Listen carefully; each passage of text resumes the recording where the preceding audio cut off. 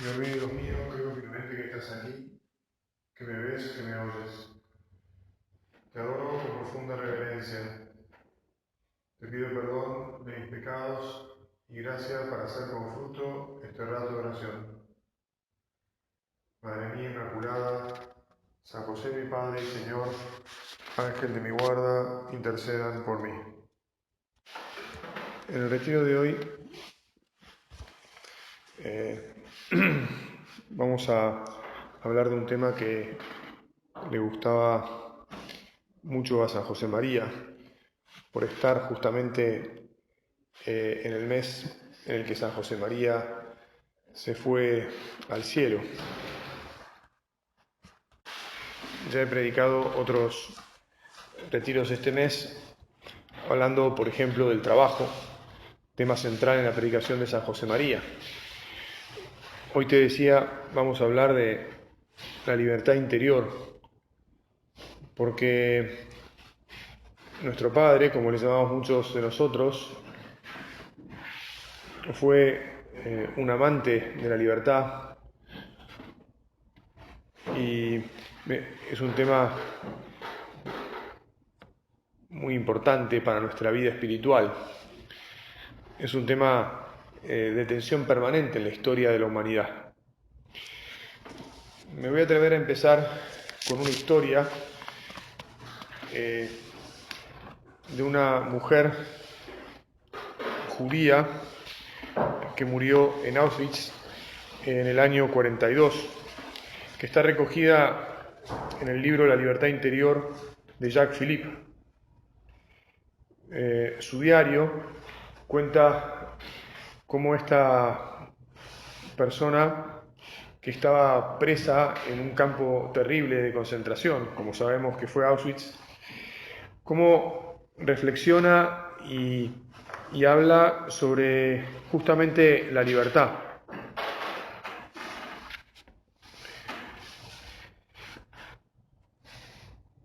Ella cuenta que a pesar de cómo a la gente de su pueblo les iban restringiendo las libertades conforme avanzaba el régimen nazi, ella también descubre en su corazón que la libertad no es algo que tiene primariamente que ver con la libertad de movimientos, que es obvio que también es parte de nuestra libertad, sino que es sobre todo algo que radica en nuestro interior, en nuestro corazón. Claro, y ahora le decimos a Jesús y le pedimos también a San José María que nos ayude a crecer y a captar bien la libertad de nuestra alma, la libertad más íntima que tenemos, porque no es tan sencillo vivir con verdadera libertad interior en este mundo donde hay muchas cosas que nos, digamos así, condicionan para aquí o para allá, y donde además somos débiles por el pecado original, y entonces podemos tender también nosotros mismos a querer agradar a unos o a otros. Esta chica escribe en su diario: esta mañana, paseando en bicicleta por el Stadion Cade, he disfrutado del amplio horizonte que se descubre desde los alrededores de la ciudad, mientras respiraba el aire fresco que todavía no nos han racionado. Por todas partes se ven carteles en los que se prohíbe a los judíos transitar por los senderos que conducen al campo, pero por encima de ese poquito de carretera que nos queda permitido, se extiende el cielo entero. En realidad, vos y yo, para amar a nuestro Dios, para servir a nuestros hermanos, siempre tenemos el cielo entero. Por más que haya muchas cosas que puedan condicionarnos, si somos capaces de alimentar nuestra intimidad con Dios, siempre habremos o descubriremos que tenemos todo el amplio mundo de nuestro corazón para hacer lo que queramos, para de verdad entregarnos a los demás, independientemente de que haya quienes propongan o pretendan limitarnos como se les ocurra. Ella dice, nada pueden contra nosotros, absolutamente nada. Pueden hacernos la vida muy dura, pueden quitarnos la libertad exterior de movimientos, pero es nuestra lamentable actitud psicológica la que nos despoja de nuestras mejores fuerzas. La actitud de sentirnos perseguidos, humillados, oprimidos, la de dejarnos llevar por el rencor, la de envalentonarnos para ocultar nuestro miedo. Fíjate vos cómo lo dice, con qué profundidad, ¿no? Tenemos todo el derecho de estar de vez en cuando tristes y abatidos, porque nos hacen sufrir, es humano y comprensible. La libertad también supone que a veces uno exprese lo que lleva en el corazón y manifieste su vulnerabilidad y pueda llorar si es el caso. ¿Por qué no voy a poder llorar? ¿Por qué no le voy a poder abrir el alma a un amigo? En primer lugar, a Jesús, que es nuestro primer amigo, para que escuche mis penas. ¿Por qué no voy a ser libre de manifestarle mis afectos? Y también, ¿por qué no se los voy a poder manifestar a otro amigo aquí en la tierra, que por ahí simplemente hace silencio cuando le abrimos el corazón, o tal vez nos da un consejo, o se atreve a darnos un abrazo? A veces lo que nos quita nuestra libertad interior son los usos y costumbres del lugar donde vivimos o de las personas con las que compartimos y los modos en que ellos tienen. Me atrevería a decirte que incluso puede ser tu mujer o tus hijos o lo que te ha transmitido tus padres, o en el caso de los que vivimos en un centro de la obra, lo que se vive más o menos como politically correct en ese ambiente. Está claro que en todos lados hay ciertas costumbres, pero también es muy importante que nosotros valoremos y valoremos nuestra libertad y la de todos, y respetemos nuestra libertad y la de todos, y sepamos manifestarnos y expresar esa libertad de la manera que necesitemos en cada momento. Como es obvio, no se trata de ser un burro que va, perdón la expresión burro, ¿no? Pero a ver si explico lo que quiero decir. De ser alguien que va atropellando también los sentimientos de los otros, o que los va poniendo incómodos. Pero sí uno puede ser alguien, y debe ser alguien, que se sienta cómodo en su ambiente y en donde está, para expresar lo que necesite. Porque si no, en vez de estar limitado por una fuerza exterior, como era la del régimen nazi, o como puede ser cualquier otra persona que de algún modo nos coarta, tal vez porque hace chistes cuando nosotros nos referimos a algo, y nos quita entonces libertad de acción. Si no, te decía, vamos a estar limitados por nosotros mismos y por un inconsciente pensamiento de que es mal visto si yo qué, si yo digo lo que siento, y además que naturalmente será algo normal y bueno, porque yo le estoy hablando a gente que siente cosas buenas normalmente, ¿no? Ninguno de ustedes tiene ganas de asesinar a otro o lo que fuere. E incluso si tuvieran ganas de asesinar a alguien, sería mejor que lo expresaran y así se les van a pasar las ganas porque es una barbaridad y expresada. Cuando uno expresa una barbaridad se da cuenta que es una barbaridad más fácilmente y entonces va a decir, no, ¿cómo se me ocurrió que lo mataría, digamos, ¿no? ¿Vieron no sé, ustedes habrán escuchado muchas veces a sus mujeres decirles lo ahorcaría o te ahorcaría, ¿no? Porque es el típico modo en que la mujer te expresa que te quiere liquidar, te ahorcaría. Pero bueno, naturalmente que después no te viene a ahorcar, porque simplemente te está desahogando de algo que le sale de dentro. Hasta es curativo a veces, ¿no? En este sentido, el decir, el tener la libertad de expresar. Justamente el que no expresa, el que se reprime, el que no cuenta lo que tiene dentro, después explota. Y cuando explota, por supuesto, se causa un gran daño a sí mismo porque explotó y la explosión puede causar daño a los que están alrededor.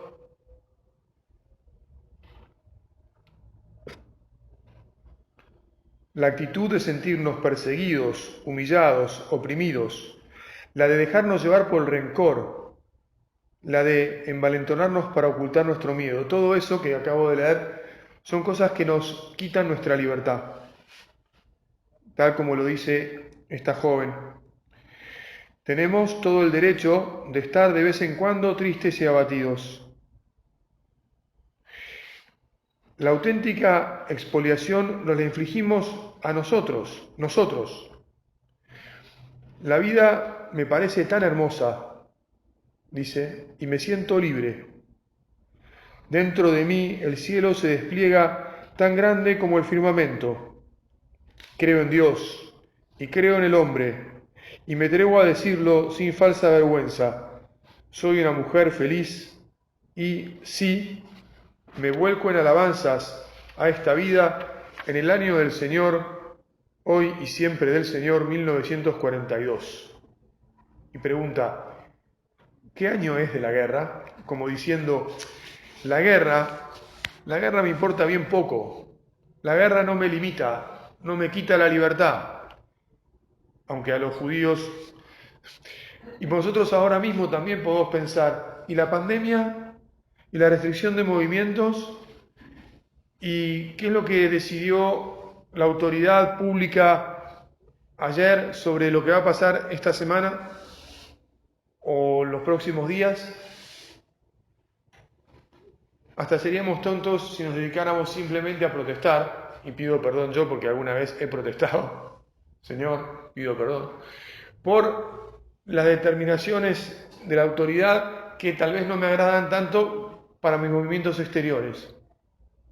Pero triste sería yo y triste seríamos todos, triste sería nuestra vida si no nos supiéramos libres en el corazón.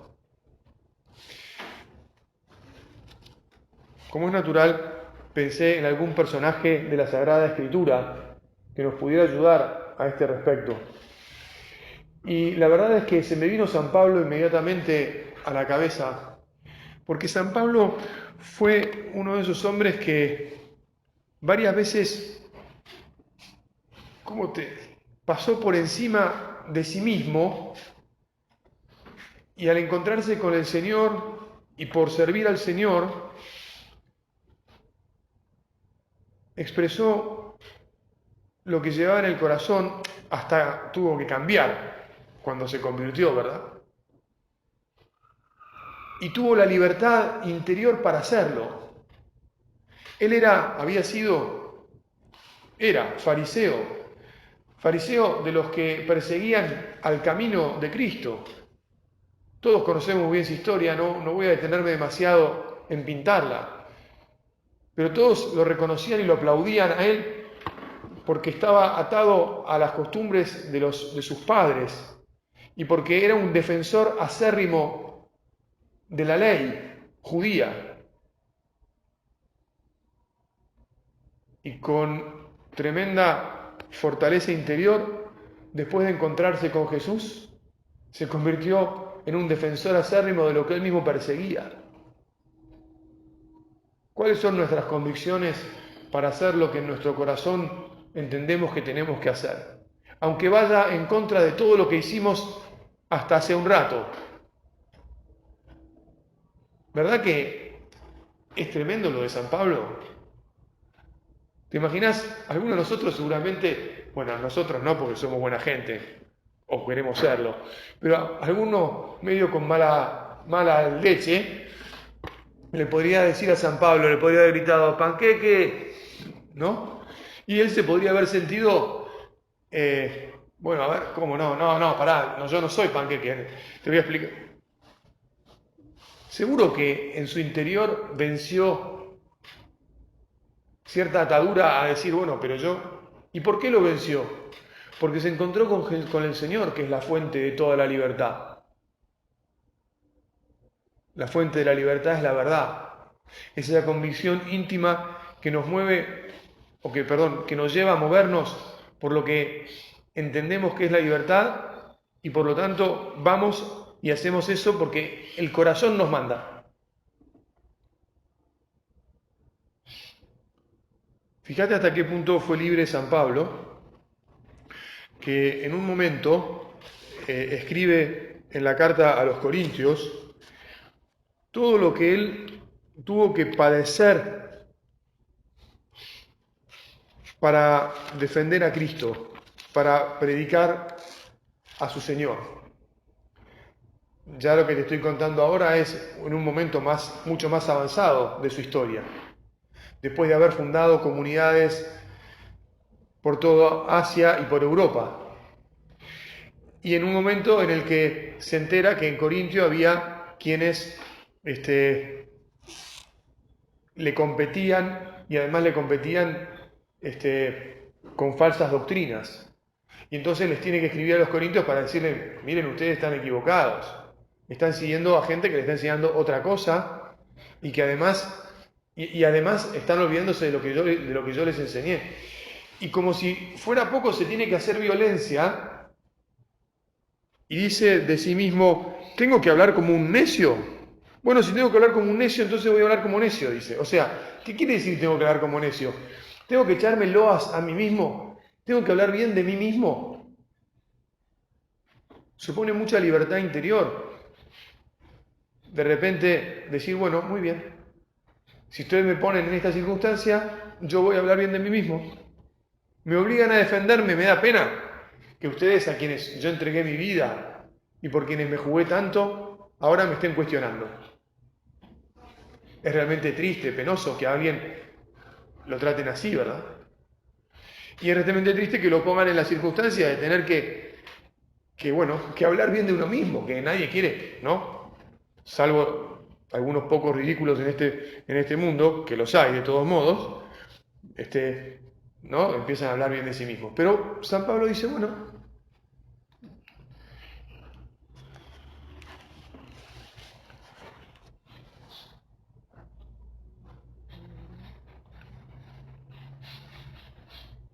dicen que hemos sido demasiado débiles. Lo admito para mi vergüenza. Pero de lo mismo que otros se jactan, y ahora hablo como un necio, también yo me he de jactar, me puedo jactar. Ellos son hebreos, yo también lo soy. Son israelitas, yo también. Son descendientes de Abraham, yo también. Son ministros de Cristo, vuelvo a hablar como un necio. Yo lo soy más que ellos, mucho más por los trabajos, y va a seguir enumerando todo lo que tuvo que padecer por Jesús. Mucho más por las veces que estuve prisionero, muchísimas más por los golpes que recibí. Con frecuencia estuve al borde de la muerte. 5 veces fui azotado por los judíos con 39 golpes. 3 veces fui flagelado. 1 vez fui apedreado. 3 veces naufragué. Y pasé un día y una noche en medio del mar, etcétera, etcétera. ¿Qué convicción hay que tener en el corazón para ser capaz de decir las cosas tal como son y no dejarse amedrentar ni por ideas personales de que, yo no debería hacer esto, ni por lo que puedan opinar los otros, sino de moverse de verdad por lo que manda la conciencia? ¿Qué es lo que he hablado con Jesús en mi oración que debo hacer? ¿Cómo pienso en mi intimidad que debo actuar en esta circunstancia? Y entonces voy y actúo de esa manera.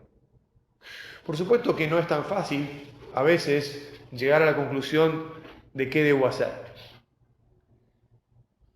Y por lo tanto es importante para vivir la libertad interior sobre todo cuando tiene efectos sobre la vida de los demás y tenemos que tomar decisiones y tener conversaciones. Por supuesto que a veces pasará un tiempo antes de que tomemos la iniciativa, digamos así, o que efectivamente vayamos y digamos o hagamos lo que teníamos que decir o hacer. El don del discernimiento y el trabajo de discernir lleva su tiempo y lleva su oración. Pero una vez realizado, gracias Señor, porque nos das la fortaleza para hacerlo. Nuestro gran problema en oportunidades es que nos obnubilamos. Y entonces ahora le tenemos que pedir a Jesús, Jesús, que no me obnubile, que no me deje ganar por la niebla. Obnubilar tiene que ver con la dificultad para ver. Vieron que la niebla a veces baja la niebla y no se ve nada. A veces lo que no nos permite ver es la emoción, la emotividad. Nos encontramos con algo que no es que se nos antoje que está mal, sino que realmente está mal. Y entonces nos brota de dentro las ganas de que eso esté bien. Y además solemos poner la intencionalidad en alguien y decir, ¿cómo puede ser esta persona? Mirá, me está tratando de jorobar. O ¿cómo se le ocurrió hacer esto que lo hizo a propósito o no sé qué? Y no. Ahí es cuando hay que apretar el freno, sacar el pie del acelerador, volver al punto muerto en el cambio y empezar a rezar. Empezar a hablar con Jesús, empezar a indagar, averiguar un poquito mejor las cosas. Pedirle al Señor que nos ayude a darnos cuenta bien de qué es lo que está pasando, interpretar. Todo esto es el trabajo de discernir, pidiéndole siempre luces al Espíritu Santo.